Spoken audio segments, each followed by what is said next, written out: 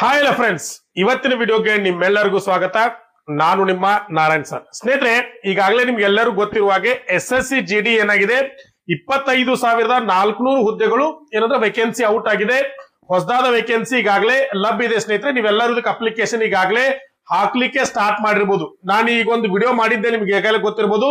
ಇದೇ ತಿಂಗಳ ಕಡೆಗೆ ಅಂದ್ರೆ ಡಿಸೆಂಬರ್ 31ನೇ ತಾರೀಕು ಲಾಸ್ಟ್ ಡೇಟ್ ಇದೆ. ಇದಕ್ಕೆ 1ನೇ ತಾರೀಕಿಂದ ಅಪ್ಲಿಕೇಶನ್ ಸ್ಟಾರ್ಟ್ ಆಗಿದಾವೆ. ಅಂದ್ರೆ ಡಿಸೆಂಬರ್ 1ನೇ ತಾರೀಕಿಂದ ಅಪ್ಲಿಕೇಶನ್ ಸ್ಟಾರ್ಟ್ ಆಗಿ ಡಿಸೆಂಬರ್ 31ರವರೆಗೆ ಅಪ್ಲಿಕೇಶನ್ ಸ್ಟಾರ್ಟ್ ಇರ್ತವೆ. ಇದಕ್ಕೆ ನೀವೆಲ್ಲರೂ ಅಪ್ಲಿಕೇಶನ್ ಹಾಕ್ಬೋದು. ಯಾರೆಲ್ಲ ಅಪ್ಲಿಕೇಶನ್ ಹಾಕ್ಬೋದು, ಯಾರೆಲ್ಲ 10th ಪಾಸ್ ಆಗಿರ್ತೀರೋ ಅವ್ರು ಇದಕ್ಕೆ ಅಪ್ಲಿಕೇಶನ್ ಹಾಕ್ಬೋದು ಸ್ನೇಹಿತರೆ. ಹಾಗಾದ್ರೆ ಇವತ್ತಿನ ವಿಡಿಯೋದಲ್ಲಿ ಕರ್ನಾಟಕದ ವಿದ್ಯಾರ್ಥಿಗಳಿಗೆ ಎಷ್ಟು ವೇಕೆನ್ಸಿ ಲಭ್ಯ ಇದಾವೆ ಅಂತೇಳಿ ನಾವು ಏನಾದ್ರೂ ಡಿಸ್ಕಷನ್ ಮಾಡೋಣ. ಟೋಟಲ್ ಆಗಿರುವಂತ ವೇಕೆನ್ಸಿ 25,400 ಚಿಲ್ಲರೆ ವೇಕೆನ್ಸಿಗಳು ಲಭ್ಯ ಇದಾವೆ. ಆದ್ರೆ ತುಂಬಾ ಜನ ವಿದ್ಯಾರ್ಥಿಗಳು ಕೇಳ್ತಾ ಇದ್ರು, ಸರ್ ಕರ್ನಾಟಕಕ್ಕೆ ಎಷ್ಟು ವೇಕೆನ್ಸಿ ಲಭ್ಯ ಇದಾವೆ ಅದನ್ನ ಸ್ವಲ್ಪ ಹೇಳಿ ಅಂತ ಹೇಳಿ.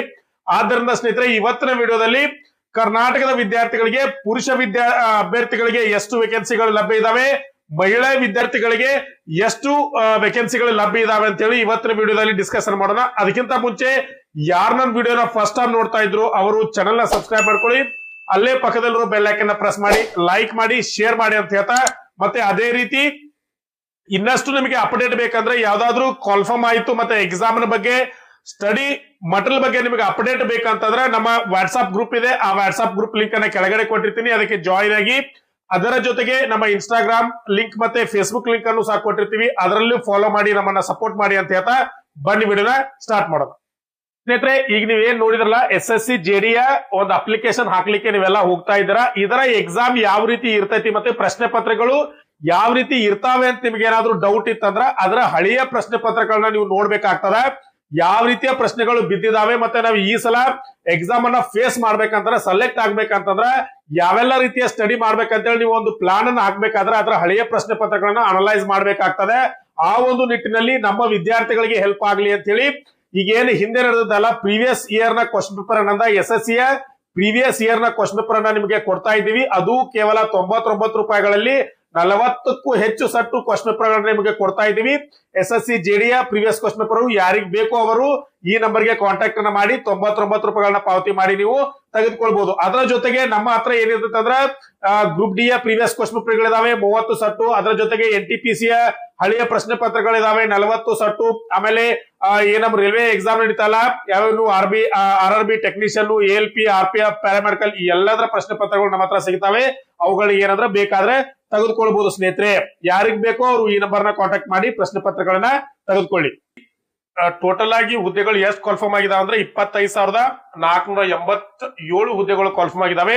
ಇಲ್ಲಿ ಟೆಂಟೇಟಿವ್ ವೇಕೆನ್ಸಿ ಅಂತ ಕರೀತಾರೆ. ಟೆಂಟೇಟಿವ್ ವೇಕೆನ್ಸಿ ಅಂತಂದ್ರೆ ಇನ್ನೂ ವೇಕೆನ್ಸಿಗಳು ಜಾಸ್ತಿ ಆಗುವಂತ ಚಾನ್ಸಸ್ ಇದೆ ಅಂತ ಅರ್ಥ.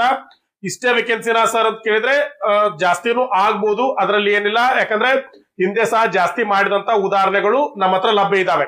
ಈಗ ಸದ್ಯದ ಮಟ್ಟಿಗೆ ನಾವು ಎಷ್ಟು ವೇಕೆನ್ಸಿ ಅಂತ ಅರ್ಥ ಮಾಡ್ಕೋಬೇಕಂತಂದ್ರೆ 25,400 ವೇಕೆನ್ಸಿಗಳಂತ ಅಷ್ಟ ಅರ್ಥ ಮಾಡ್ಕೊಂಡ. ಜಾಸ್ತಿ ಆದ್ರೆ ಇನ್ನೂ ಖುಷಿ. ಇಲ್ಲಿ ನೋಡ್ಬೋದು ಸ್ನೇಹಿತರೆ, ನೀವ್ ಇದರಲ್ಲಿ BSF ಅನ್ನ ನೋಡ್ಬೋದು, CISF ಅನ್ನ ನೋಡ್ಬೋದು, ಆಮೇಲೆ CRPF ಗೆ ಅಪ್ಲಿಕೇಶನ್ ಆಗ್ಬೋದು, SSB ಗೆ ಆಗ್ಬೋದು, ITBP ನೋಡ್ಬೋದು, ಅಥವಾ ER ಮತ್ತೆ SSF. ಹೀಗೆ ಟೋಟಲ್ ಆಗಿ ಎಷ್ಟಂದ್ರೆ 25,000 ವೇಕೆನ್ಸಿಗಳು ಕರೆದಿದ್ದಾರೆ. ಇದರಲ್ಲಿ ಸಪರೇಟ್ ಆಗಿ ಮೇಲ್ಗೆ ಮತ್ತೆ ಫಿಮೇಲ್ಗೆ ಬೇರೆ ಬೇರೆ ವೇಕೆನ್ಸಿಗಳನ್ನ ಏನಂದ್ರೆ ಡಿಸ್ಟ್ರಿಬ್ಯೂಷನ್ ಮಾಡಿದ್ದಾರೆ. ಅದನ್ನ ನೋಡೋಣ.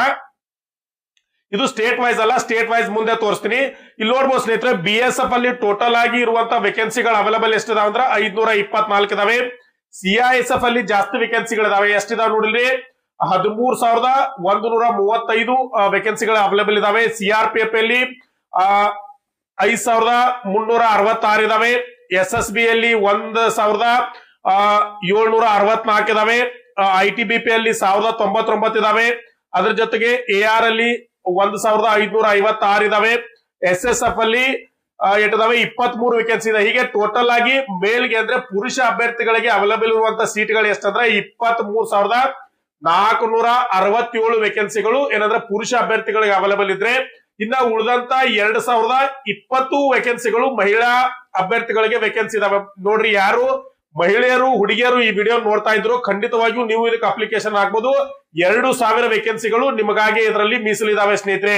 ಇದರಲ್ಲಿ ಅತಿ ಹೆಚ್ಚು ಮಹಿಳೆಯರಲ್ಲಿ ಅತಿ ಹೆಚ್ಚು ವೇಕೆನ್ಸಿ ಯಾವ್ದ್ರಲ್ಲಿ ಅವೈಲೇಬಲ್ ಇದಾವೆ ಅಂತಂದ್ರೆ ಇಲ್ಲಿ ನೋಡ್ಬೋದು ನೀವು ಮಹಿಳೆಯರಲ್ಲಿ ನೋಡ್ರಿ ನೀವು ಇಲ್ಲೇ ಕೊಟ್ಟಿದ್ದಾರೆ 1460 ಯಾವ್ದ್ರಲ್ಲಿದೆ CISF ಅಲ್ಲಿ ಜಾಸ್ತಿ ವೇಕೆನ್ಸಿಗಳು ಮಹಿಳೆಯರಲ್ಲಿ ಇದಾವೆ. ನೀವು ಅದಕ್ಕೆ ಅಪ್ಲಿಕೇಶನ್ ಹಾಕ್ಬೋದು. ಅದ್ರ ಜೊತೆಗೆ 92 BSF ಅಲ್ಲಿ ಇದಾವೆ.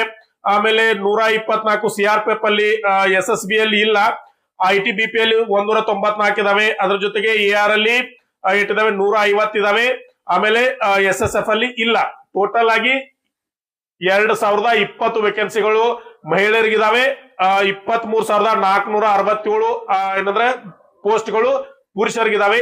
ಟೋಟಲ್ ಆಗಿ 25,487 ವೇಕೆನ್ಸಿಗಳು ಟೋಟಲ್ ಆಗಿ ಎಲ್ಲರಿಗೂ ಏನಂದ್ರೆ ಅವೈಲಬಲ್ ಇದಾವೆ ಅಂತ ಹೇಳ್ಬೋದು ಸ್ನೇಹಿತರೆ. ಈಗ ನಾವು ಏನ್ ಮಾಡೋಣ ಅಂತಂದ್ರೆ ಸ್ಟೇಟ್ ವೈಸ್ ಕರ್ನಾಟಕದ ಅಭ್ಯರ್ಥಿಗಳಿಗೆ ಎಷ್ಟು ವೇಕೆನ್ಸಿ ಲಭ್ಯ ಇದಾವೆ. ಯಾಕಂದ್ರೆ ನಾವು ತುಂಬಾ ಜನ ನನ್ನ ವಿಡಿಯೋನ ಕರ್ನಾಟಕದವ್ರು ನೋಡ್ತಾ ಇರೋದ್ರಿಂದ, ಕನ್ನಡದಲ್ಲಿ ಅಂದ್ರೆ ಕರ್ನಾಟಕಕ್ಕೆ ಅಪ್ಲಿಕೇಶನ್ ಹಾಕೋದ್ರಿಂದ ಕರ್ನಾಟಕದಲ್ಲಿ ಎಷ್ಟು ವೇಕೆನ್ಸಿಗಳಿದಾವೆ ಅನ್ನೋದು ನಮ್ಗೆ ತುಂಬಾ ಇಂಪಾರ್ಟೆಂಟ್ ಆಗುತ್ತೆ. ಅದನ್ನ ನೋಡೋಣ ಬನ್ನಿ. ಇಲ್ಲಿ ಸ್ಟೇಟ್ ವೈಸ್ ಒಂದು ಚಾರ್ಟ್ ಅನ್ನ ಕೊಟ್ಟಿದ್ದಾರೆ. ಇಲ್ಲಿ ಎಲ್ಲಾ ರಾಜ್ಯಗಳನ್ನ ಕೊಟ್ಟಿದ್ದಾರೆ ನೋಡ್ಬೋದು. ಇಲ್ಲಿ ಏನಂತಂದ್ರ ಆಂಧ್ರ ಪ್ರದೇಶ, ಅರುಣಾಚಲ್ ಪ್ರದೇಶ, ಅಸ್ಸಾಂ, ಬಿಹಾರ, ಚಂಡೀಗಢ, ದಾದರ್, ದಮನ್, ಡೆಲ್ಲಿ, ಗೋವಾ, ಹೀಗೆ ಬೇರೆ ಬೇರೆ ರಾಜ್ಯದ ಎಲ್ಲಾ ವೇಕೆನ್ಸಿಗಳನ್ನ ಕೊಟ್ಟಿದ್ದಾರೆ. ಇದರಲ್ಲಿ 3 ಭಾಗ ಮಾಡ್ತಾರೆ. ಏನಂದ್ರೆ ಜನರಲ್ ಡ್ಯೂಟಿ, ಮತ್ತೆ ನೆಕ್ಸಲೈಟ್ ಏರಿಯಾ, ಮತ್ತೆ ಬಾರ್ಡರ್ ಫೋರ್ಸ್ ಅಂತ ಕೊಡ್ತಾರೆ. ಇದ್ರಲ್ಲಿ ನಮಗ ನೆಕ್ಸಲೈಟ್ ಏರಿಯಾ ಮತ್ತೆ ಬಾರ್ಡರ್ ಫೋರ್ಸ್ ಕರ್ನಾಟಕಕ್ಕೆ ಅವೈಲೇಬಲ್ ಆಗುದಿಲ್ಲ. ಇದರಲ್ಲಿ ಜನರಲ್ ಡ್ಯೂಟಿ ವೇಕೆನ್ಸಿಗಳು ಅಷ್ಟೇ ಬರ್ತಾವ. ನಾವ್ ಅದನ್ನ ನೋಡ್ತಾ ಹೋಗೋಣ. ಇಲ್ಲಿ ನೋಡ್ಬೋದು ನೀವು ಕರ್ನಾಟಕಕ್ಕೆ, ಇಲ್ಲಿ ಕರ್ನಾಟಕ ಕೊಡ್ದಾರ ನೋಡ್ರಿ. ಒಂದೇ ನಿಮಿಷ, ಇಲ್ಲಿ ಕೊಡ್ದಾರ ಕರ್ನಾಟಕ. ನಾನು ಮಾರ್ಕ್ ಮಾಡಿ ತೋರಿಸ್ತೀನಿ. ಇದರಲ್ಲಿ BSF ಗೆ ಎಷ್ಟು ವೇಕೆನ್ಸಿಗಳಿದಾವೆ ಅಂದ್ರೆ 13 ವೇಕೆನ್ಸಿಗಳು ಅವೈಲೇಬಲ್ ಇದಾವೆ. ಅದರ ಜೊತೆಗೆ CISF ಅಲ್ಲಿ 331 ವೇಕೆನ್ಸಿಗಳು ಲಭ್ಯ ಇದಾವೆ. CRPF ಅಲ್ಲಿ 140 ವೇಕೆನ್ಸಿಗಳು ಲಭ್ಯ ಇದಾವೆ. ಆಮೇಲೆ SSB ಅಲ್ಲಿ 45 ವೇಕೆನ್ಸಿಗಳು ಲಭ್ಯ ಇದಾವೆ. ಅದರ ಜೊತೆಗೆ ITBP ಅಲ್ಲಿ 27 ಹುದ್ದೆಗಳು ಲಭ್ಯ ಇದಾವೆ. ಆಮೇಲೆ 39 ಹುದ್ದೆಗಳು ಯಾವ್ದ್ರಲ್ಲಿ ಇದಾವೆ ಅಂತಂದ್ರ AR ಅಲ್ಲಿ ಇದಾವೆ. SSF ಅಲ್ಲಿ ಯಾವುದೇ ರೀತಿಯ ಹುದ್ದೆಗಳು ಇಲ್ಲ. ಹೀಗೆ ಟೋಟಲ್ ಆಗಿ ಕರ್ನಾಟಕಕ್ಕೆ ಲಭ್ಯ ಇರುವಂತಹ ಹುದ್ದೆಗಳು ಎಷ್ಟಂದ್ರೆ 595 ಹುದ್ದೆಗಳು. ಇವು ನೆನಪಿಟ್ಕೊಡ್ರಿ, ಇವು ಕೇವಲ ಮೆನ್ ಅಷ್ಟೇ, ಮೇಲ್ಗೆ ಅಷ್ಟೇ ಇರುವಂತಹ ಹುದ್ದೆಗಳು, ಫಿಮೇಲ್ ಅಲ್ಲ. ಕನ್ಫ್ಯೂಸ್ ಮಾಡ್ಕೋಬೇಡ್ರಿ. ಇದು ಪುರುಷ ಅಭ್ಯರ್ಥಿಗಳಿಗೆ ಮಾತ್ರ ಅವೈಲೇಬಲ್ ಇರುವಂತಹ, ಕರ್ನಾಟಕದಲ್ಲಿ ಅವೈಲೇಬಲ್ ಇರುವಂತಹ ವೇಕೆನ್ಸಿಗಳು. ಮಹಿಳೆಯರ ಕೆಳಗಡೆ ಇದೆ, ತೋರಿಸ್ತೀನಿ ನಾನು ನಿಮ್ಗೆ. ಇಲ್ಲಿ ನೋಡ್ರಿ, ಕರ್ನಾಟಕಕ್ಕೆ ಪುರುಷ ಅಭ್ಯರ್ಥಿಗಳಿಗೆ ಎಷ್ಟು ವೇಕೆನ್ಸಿಗಳಿದಾವೆ ಅಂದ್ರೆ ಟೋಟಲ್ ಆಗಿ 595 ವೇಕೆನ್ಸಿಗಳು ಲಭ್ಯ ಇದಾವೆ. ಅತಿ ಹೆಚ್ಚು ಯಾವ್ದು ಅಂತಂದ್ರೆ ನೀವು CISF ಅಂತ ನಾನು ಆಗ್ಲೇ ಹೇಳಿದೆ, 331 ಹುದ್ದೆಗಳು ಕರ್ನಾಟಕದಲ್ಲಿ ಅವೈಲೇಬಲ್ ಇದಾವೆ. ಅದನ್ನ ಬಿಟ್ರೆ 141 ಹುದ್ದೆಗಳು CRPF ಅಲ್ಲಿ ಇದಾವೆ. ನೀವು ಇದಕ್ಕೂ ಸಹ ಅಪ್ಲಿಕೇಶನ್ ಹಾಕ್ಬೋದು. ಅಪ್ಲಿಕೇಶನ್ ಹಾಕುವಾಗ ನಿಮ್ಗೆ ಏನಂತಂದ್ರೆ ಪ್ರಿಫರೆನ್ಸ್ ಅನ್ನ ಕೇಳ್ತಾರೆ, ನೀವು ಅಲ್ಲಿ ಪ್ರಿಫರೆನ್ಸ್ ಅನ್ನ ಕೊಡ್ಬೋದು ಸ್ನೇಹಿತರೆ. ಇನ್ ನೆಕ್ಸ್ಟ್ ಮಹಿಳಾ ಅಭ್ಯರ್ಥಿಗಳಿಗೆ ಕರ್ನಾಟಕದಲ್ಲಿ ಎಷ್ಟು ವೇಕೆನ್ಸಿಗಳಿದಾವೆ ಅದನ್ನ ನೋಡೋಣ. ಫಿಮೇಲ್ ಅಂದ್ರೆ ಮಹಿಳೆಯರಿಗೆ ಅವೈಲೇಬಲ್ ಇರುವಂತಹ ಏನಾದ್ರು ವೇಕೆನ್ಸಿಗಳು ಎಷ್ಟು ಅಂದ್ರೆ ಕರ್ನಾಟಕದಲ್ಲಿ ನಾನು ಟೋಟಲ್ ಆಗಿ ತೋರಿಸ್ತೀನಿ ನಿಮಗೆ. ಇಲ್ಲಿಗೆ 50 ವೇಕೆನ್ಸಿಗಳು ಮಾತ್ರ ಕರ್ನಾಟಕದಲ್ಲಿ ಮಹಿಳೆಯರಿಗಾಗಿ ಅವೈಲೇಬಲ್ ಇದಾವೆ ಸ್ನೇಹಿತರೆ. ನೋಡ್ಬೋದು ಇಲ್ಲಿ ಎಲ್ಲಿಂದ್ರೆ ಕರ್ನಾಟಕ, ಇಲ್ಲಿದೆ ಕರ್ನಾಟಕ, ಇಲ್ಲಿಂದ್ರೆ 50 ವೇಕೆನ್ಸಿಗಳು ಏನಂದ್ರೆ ಮಹಿಳೆಯರಿಗೆ ಅವೈಲೇಬಲ್ ಇದಾವೆ. ಇದರಲ್ಲಿ ಜಾಸ್ತಿ ಇರುವುದು ಯಾವ್ದ್ರಲ್ಲಿ ಅಂತಂದ್ರೆ 37 ವೇಕೆನ್ಸಿಗಳು ಯಾವ್ದ್ರಲ್ಲಿ ಇದಾವೆ CISF ಅಲ್ಲಿ ಜಾಸ್ತಿ ಇದಾವೆ. ಅದ್ರ ಬಿಟ್ರೆ ಉಳ್ಕಿದ್ದಲ್ಲ 2, 3, 4 ಈ ತರ ವೇಕೆನ್ಸಿಗಳು ಲಭ್ಯ ಇದಾವೆ. ಟೋಟಲ್ ಆಗಿ ಮಹಿಳೆಯರಿಗೆ ಅವೈಲೇಬಲ್ ಇರುವಂತಹ ಹುದ್ದೆಗಳು ಎಷ್ಟಂದ್ರೆ 50 ವೇಕೆನ್ಸಿಗಳು ಮಹಿಳೆಯರಿಗೆ ಇದಾವೆ. ಟೋಟಲ್ ಆಗಿ ನಾವು ಆಗ್ಲೇ ಹೇಳಿದೆ, ಪುರುಷರಿಗೂ ಸಹ ಜಾಸ್ತಿ ಅಂದ್ರೆ ವೇಕೆನ್ಸಿಗಳು ಲಭ್ಯ ಇದಾವೆ. ಮಹಿಳೆಯರಿಗೆ ಕೇವಲ 50 ಹುದ್ದೆಗಳು ವೇಕೆನ್ಸಿ ಇದಾವೆ. ನೀವು ಯಾರೆಲ್ಲ ಇದಕ್ಕೆ ಅಪ್ಲಿಕೇಶನ್ ಹಾಕ್ಬೋದು ಅಂತೇಳಿ ಇನ್ನು ಡೀಟೇಲ್ಸ್ ಏನ್ ಬೇಕಂತ ನಾನು ಈಗಾಗಲೇ ಒಂದ್ ವಿಡಿಯೋನ ಮಾಡಿದ್ದೆ. ನನ್ನ ವಿಡಿಯೋ ಇನ್ನೊಂದು ಚಾನಲ್ ಅಲ್ಲಿ ಇದೆ, ಅದರ ಲಿಂಕ್ ಅನ್ನು ಬೇಕಾದ್ರೆ ಕೆಳಗಡೆ ಕೊಟ್ಟಿರ್ತೀನಿ. ಅದನ್ನ ನೀವು ಹೋಗಿ ನನ್ನ ಚಾನಲ್ ಅಲ್ಲಿ ಚೆಕ್ ಮಾಡಿ. ಇದಕ್ಕೆ ಎಷ್ಟು ಸೆಂಟಿಮೀಟರ್ ಹೈಟ್ ಇರಬೇಕು, ಮತ್ತೆ ಏನೆಲ್ಲ ಫಿಸಿಕಲ್ ಇರ್ತತಿ, ಮತ್ತೆ ಎಕ್ಸಾಮ್ ಯಾವ ರೀತಿ ಇರ್ತತಿ, ಎಲ್ಲಾ ಡೀಟೇಲ್ ಅನ್ನ ಅದ್ರಲ್ಲಿ ನಾನು ಹೇಳಿದೀನಿ. ಇನ್ನಷ್ಟು ಏನಾದ್ರೂ ನಿಮ್ಗೆ ಇದ್ರ ಬಗ್ಗೆ ಮಾಹಿತಿ ಬೇಕಂದ್ರೆ ಖಂಡಿತವಾಗಿಯೂ ನನ್ನ ಕಮೆಂಟ್ ಬಾಕ್ಸ್ ಅಲ್ಲಿ ಕಮೆಂಟ್ ಮಾಡಿ. ಇದಕ್ಕೆ ನಾನು ಏನಂತಂದ್ರೆ ನಿಮಗೆ ಕಮೆಂಟ್ ಅನ್ನ ಆನ್ಸರ್ ಮಾಡ್ತೀನಿ. ಮತ್ತೆ ಏನಾದ್ರೂ ಅಪ್ಡೇಟ್ ಬೇಕಂತಂದ್ರೆ ನಮ್ಮ ವಾಟ್ಸ್ಆಪ್ ಗ್ರೂಪ್ ಗೆ ಜಾಯ್ನ್ ಆಗಿ, ಅಲ್ಲಿ ನಿಮ್ಗೆ ಅಪ್ಡೇಟ್ ಸಿಗ್ತಾ ಇರುತ್ತೆ ಸ್ನೇಹಿತರೆ. ಇದಾಗಿತ್ತು ಇವತ್ತಿನ ವಿಡಿಯೋ. ಈ ವಿಡಿಯೋ ನಿಮಗೆ ಇಷ್ಟ ಆಗಿದ್ರೆ ಖಂಡಿತವಾಗಿಯೂ ಚಾನಲ್ ನ ಸಬ್ಸ್ಕ್ರೈಬ್ ಮಾಡ್ಕೊಳ್ಳಿ. ಅಲ್ಲೇ ಪಕ್ಕದಲ್ಲಿರೋ ಬೆಲ್ ಐಕಾನ್ ಪ್ರೆಸ್ ಮಾಡಿ, ಲೈಕ್ ಮಾಡಿ, ನಿಮ್ ಫ್ರೆಂಡ್ಸ್ ಗೆಲ್ಲ ಶೇರ್ ಮಾಡಿ ಅಂತ ಹೇಳ್ತಾ ಮುಂದಿನ ವಿಡಿಯೋದಲ್ಲಿ ಭೇಟಿ ಆಗೋಣ. ನಮಸ್ಕಾರ.